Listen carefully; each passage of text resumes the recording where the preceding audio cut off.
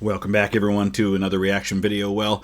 In light of our look at the events after the Congress of Vienna and how they shaped or helped further shape the world that would come about in the 20th century, I thought it would be a good time to take a look at this video from old Britannia, which is one that I've had my eye on since it came out a month ago. It's called Why Germany Had to Start the War. And by the war, we mean the Great War, World War I. Germany did not start the war, but they obviously bear, in the aftermath of the armistice, were given the responsibility for having started the war because of their backing of Austria-Hungary, their ally, which led to the start of the war. Without that, there is no war. So from that standpoint, you could argue Germany started the war. So I'll be interested to see what they have to say about all of this. I'll put the link down in the description so you can check it out, as well as all of Old Britannia's other content. And if you want to see a lot more about the Great War, I have my original channel, Stories of the Great War, where all of my original content relating to the First World War is going up. And there's a lot of new stuff coming there very soon, and has been going up from my recent trip to the Western Front. Let's go ahead and dive into this one. Why did Germany and Austria actually go to war in 1914? The response that every schoolboy can give, of course, is the assassination of Franz Ferdinand in June, and Austria's subsequent ultimatum to Serbia, whom they accused of having sponsored the butchery. But as you all know, this is not a satisfactory explanation. Both Berlin and Vienna understood a war against Serbia would almost certainly bring in the Russians, and thus trigger the great European cataclysm that both of these powers dreaded as much as everyone else. And it's always important to note that there's never a single cause for anything. There can be a trigger event, which is what the assassination of Franz Ferdinand was. But often we talk about the powder keg of Europe being in the Balkans, and there had been wars in the previous years leading up to this in the Balkans. And so this powder keg, you can just imagine people continuing to pile explosives into a room. So the explosives are sitting there. It's just a matter of when and how they get set off. The assassination is what sets it off. If it hadn't been that, it could have been something else. Both empires' military strategists were famously pessimistic about their chances in such a war, so why start one they had a good chance of losing? I want to propose that one solution is to look at the grand strategic chessboard in 1914, where the Germans and Austrians thought it would go in the near future, and why this, finally, made them willing to risk a European conflict. Europe since 1894 had been divided into two competing alliance systems, France and Russia on one hand, Germany, Austria and Italy on the other. Britain had held aloof before tentatively joining the Paris-Petersburg bloc in 1904. Theoretically, this formed a rough balance of power on the continent. Yeah, and yet, as you look at this, some of it's looser than others. Like the Italian connection to Germany and Austria-Hungary is not as strong by 1914, as we see that Italy ends up entering on the opposite side in the war, and the British aren't nearly as tied to France and Russia as France and Russia are to each other. It's actually not France and Russia going to war that's going to bring them in. It's going to be the German invasion of Belgium. So the ties are complicated. But for much of the period, the geopolitical realities were very different. From 1905, the Triple Alliance was in the ascendant. Russian power had been severely weakened by its defeat at the hands of Japan that year, and the internal revolutions that followed. France's sudden isolation meant a Britain, fearful of unchecked German power, drew closer to Paris so as to prop them up in the equation. When Berlin tested the waters at first Morocco, London's firm support for France, combined with the French Army's 75s, meant they recoiled from provoking a war over colonial squabbles. Instead, the Triple Alliance used Russian weakness to score diplomatic victories, the most bombastic of which was Austria's annexation of Bosnia in 1908, a province it already occupied but was claimed by Serbia. And here you're piling more fuel into that potential powder keg that's going to go off. And of course, Austria gaining more power, and they already kind of occupy some territory that Italy would like to have now that Italy is unified. Because remember, 50 years before this, Germany and Italy don't even exist as unified nations. They're fairly new kids on the block. a de facto Russian client. Feeling cheated out of what was initially proposed as a quid pro quo for access to the Strait, Petersburg squealed, and it took a German threat of war to force their climb down. As stated, notice what he said there, German threat of war backs things down. I think Germany, at least in part, thinks that's what's going to happen in 1914. Kaiser goes on vacation thinking everything's going to be okay, comes back to a full-blown crisis that results in war. I think he really felt like they were going to be able to back this down. What's interesting is that gains such as this, if we can call changing the legal status of an obscure Balkan province at the cost of infuriating Russia and getting bailed out by Germany again, is that they were diplomatic rather than military victories. Yep. Despite Russia's weakness, Germany in particular hesitated over ever pushing matters to the point of war. And remember all of the familial connections that are going on here. Kaiser Wilhelm is the eldest grandchild of Queen Victoria, who has just recently died, so he's a first cousin to King Edward VII of... I'm sorry, he's a nephew of King Edward VII, and then he's going to be a first cousin to King George VI, who will be king in 1914. Their also first cousin is the Tsarina in Russia, who is also a grandchild of Victoria. And then George and Nicholas in the UK and in Russia are both first cousins through their mothers, who are sisters. And Nicholas and Wilhelm are a little more distantly related, like second cousins or third cousins, something like that. But they're all related. They all know each other. It did, of course, threaten it against Russia in 1909, but despite the favourable military circumstances, remained reluctant to actually force a conflict. Indeed, they did more than hesitate. In 1912, as Serbia expanded in the Balkan Wars, a fearful Austria, watching its influence in the region erode, seriously floated proposals for allying with Bulgaria to crush Belgrade. Though there was still a Dove party in Vienna at this point, led by Franz Ferdinand. Important to note there, and I say this all the time, the guy that gets assassinated is probably the most willing to see things Serbia's way of anyone in the government. And in 1916, he would have become the Kaiser on the death of his uncle. That Europe did not stumble into war in 1912 or 13 was largely because of Germany refusing to countenance an Austrian war that could bring in the Russians. Austria can't take on Russia by themselves. They have a big amount of territory, but they're not that strong militarily to be able to take on somebody like Russia. They have to have Big Brother Germany backing them.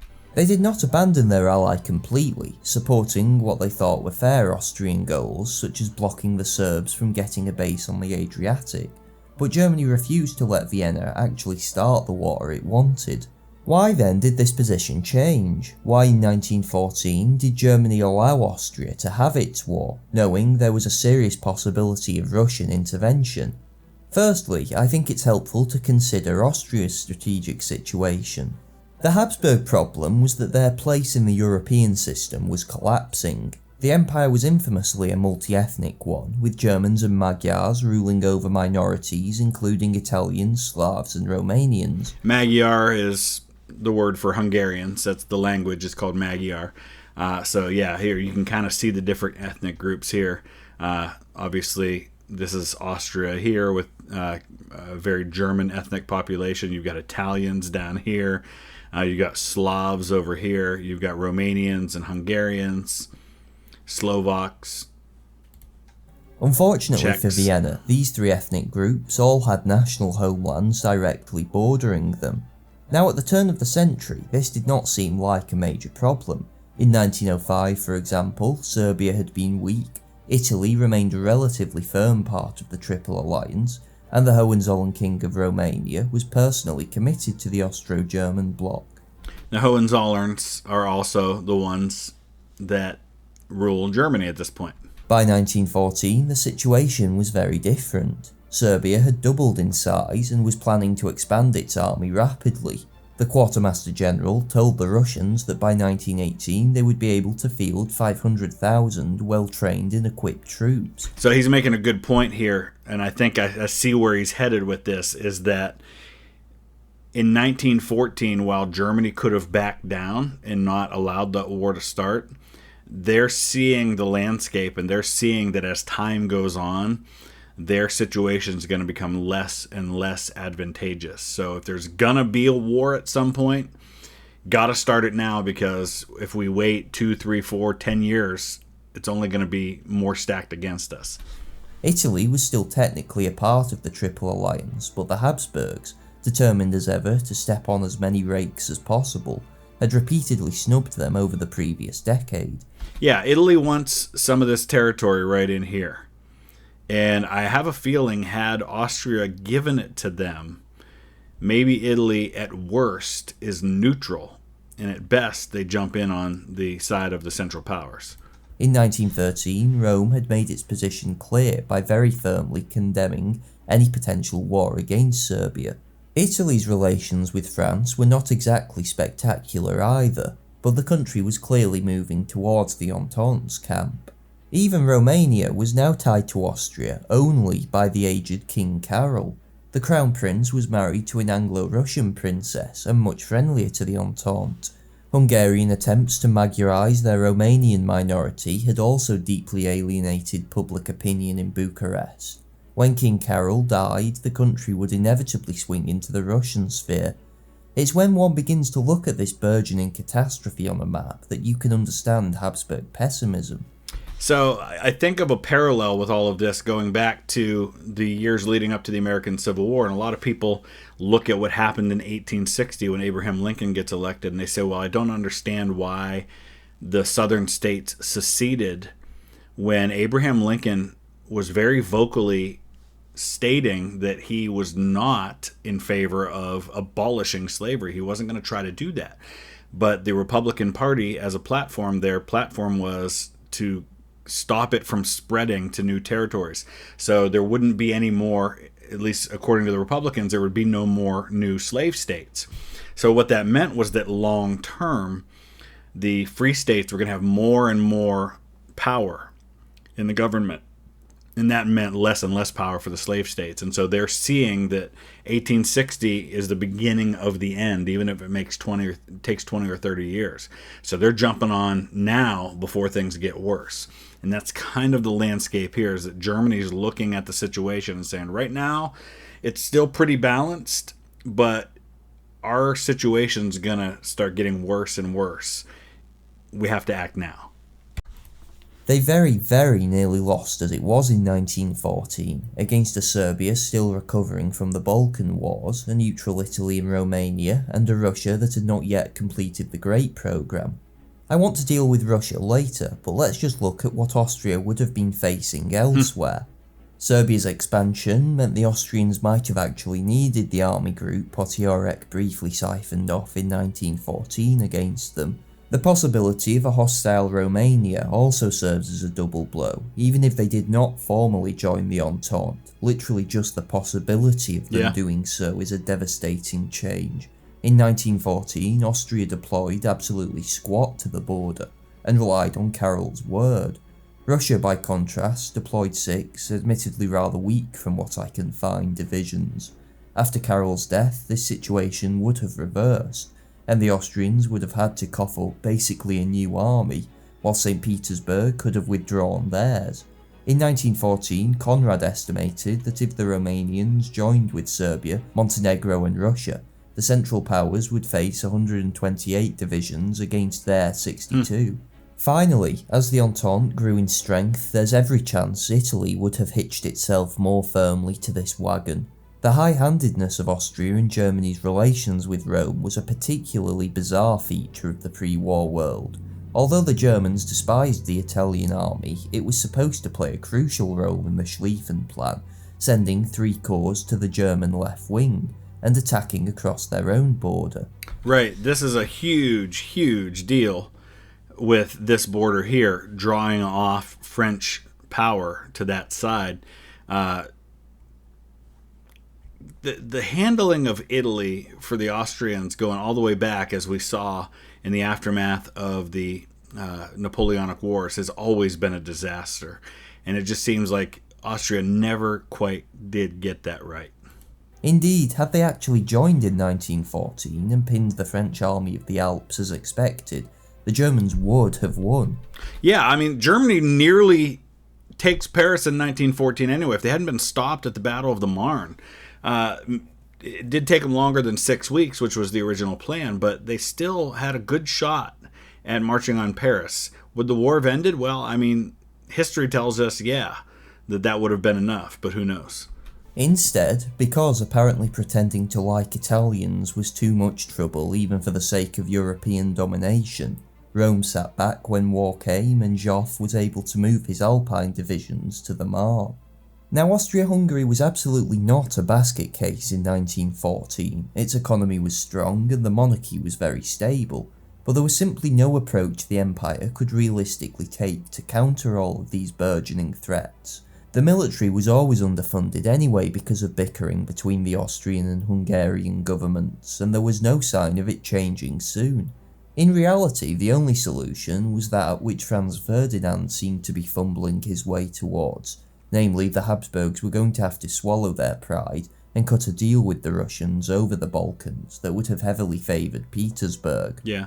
This was, of course, anathema to the likes of Berchtold and Conrad. So what I hope I'm showing here is a picture of why Vienna felt so desperate in 1914. When someone is backed into a corner, they are very likely to fight. Franz Ferdinand's assassination gave Austria a casus belli and allowed them to gain the German approval they always knew they needed for a war to destroy Serbia. In truth, there was nothing particularly unique about resorting to military action to subdue a strategic threat. The British had done so against the Boers, the Italians against the Turks, the French to an extent in Morocco, and the Russians had attempted it with Japan. The difference with Serbia was, of course, that it would likely trigger the Great European War, and so, for all its bluster, the Germans always stopped short of agreeing to such a campaign. Why then, having rejected Austrian plans in 1912 and 13, did the Germans approve in 1914? Again, I think the strategic context can provide some insight. As stated, from 1905, great power interactions revolved around the basic fact of Russian weakness. This does not imply the Germans thought Russia was helpless, but what it does mean is that the Triple Alliance had more freedom of action in international affairs. Yeah, but Russia is seen as big and slow and unorganized, and those things ended up not being as true as they thought they were. 1911 saw this change dramatically. The major reforms Russia had implemented after the Japanese War, from land tenure and labour rights to railroad administration, all started to bear fruit. That's a great point, and it makes you wonder then, this might be a great study for alternate history at some point, as if there is no Russo-Japanese war, is Russia as prepared for war in 1914? Do they do as well? Not that they did well anyway, but would they have done much worse? Combined with further loans from France and a period of excellent harvests, Russia had an extremely healthy balance of trade with rapidly growing state revenues. This in turn financed what became known as the Great Programme, a major expansion of both the army, navy and rail network. In 1914, the Russians still took 26 days to fully mobilise their armies, compared to 16 for Austria and just 12 for Germany. And there is one of the big keys, mobilization. Now you think mobilization, that's just getting ready, right? Well, in the minds of these powers, when time is of the essence, when you're Germany and your whole plan hinges on how quickly you can defeat France and then turn around and face the Eastern Front, mobilization equals war. And that's going to be one of the key components to this, is that if mobilization in their minds didn't equal war, if speed and surprise and time wasn't of the essence, maybe this whole thing gets resolved peacefully. But from 1917, Russian mobilisation times would have been fast enough to allow for an invasion of East Prussia and potentially Silesia within the first weeks of the war. This strategic reality completely cancelled out the Schlieffen Plan. As everybody knows, the scheme called for Berlin to send 7/8 of its army west, turn the French flank and crush them against the German border within 6 weeks. It relied entirely on making use of Germany's fast and Russia's slow mobilisation times. The Great Programme thus completely overturned German strategic assumptions. This really cannot be emphasised enough. All of Germany's hopes are basically undone by Russia's rearmament. And the irony is that had they done a reverse Schlieffen plan and gone after Russia first and just held the line against France, they might have done better, because even with the weakness of the German army initially on the Eastern Front, they pretty much kicked the Russians' butts early on in the war. You can see how much it unsettled them with the 1913 Army Bill, which raised their peacetime standing army from 136,000 to 890,000 men. That's a massive standing army in peacetime. To be clear, Germany was an immensely powerful country. It could both afford this increase and increase it yet further if needed. But this did not change the inescapable reality that the assumptions the Schlieffen Plan rested upon would soon be obsolete. Yep. And so again, I think one can see how, at least for the militarist faction in Berlin, the wall seemed to be closing in around them. Oh, but Germany can just stay on the defensive in the west and divert its main armies east. Well, the Germans thought this was such a bad idea they suspended planning on it in 1912. But that might, I'm not saying it was the best solution, but in hindsight, maybe it would have been worth a try. Going east throws away Germany's two best hopes of winning this war, namely its mobilisation speed and tactical superiority. If the Germans were to reroute east, the Russians would happily bog them down in Poland and draw Berlin into the long war almost no one on either side of the fence thought it could win. Yeah, if you look at the folks like Moltke, who is in command at the very beginning of the war for the Germans, and even people like Falkenhayn, it seems like whether they came right out and said it or not, they kind of understood that if they didn't take Paris and they didn't destroy the French in the first months of the war, once that wasn't happening, once they were stopped at the Battle of the Marne, I think they pretty much understood that it was an unwinnable war, that they couldn't win a long war of attrition. That is, even if the Western Front holds in this scenario, which the Germans were also not confident about. Now in reality, we know that everybody underestimated how effective entrenched defensive firepower would be before World War I. We also know that Germany could sustain operations in a long war. But what I'm trying to show is that the Germans themselves did not think this way in 1914. That's a great point, and this happens throughout history. It doesn't matter what we know to be true, it only matters what they thought to be true. Because they're not motivated by the realities and the hindsight. They're motivated by the information that they have and the conclusions that they make from it. It seemed all the advantages of a long war were with the Entente. This basically then is the thesis of this video. Germany and Austria saw their strategic position in Europe collapsing and could not find any realistic way of assuaging their decline.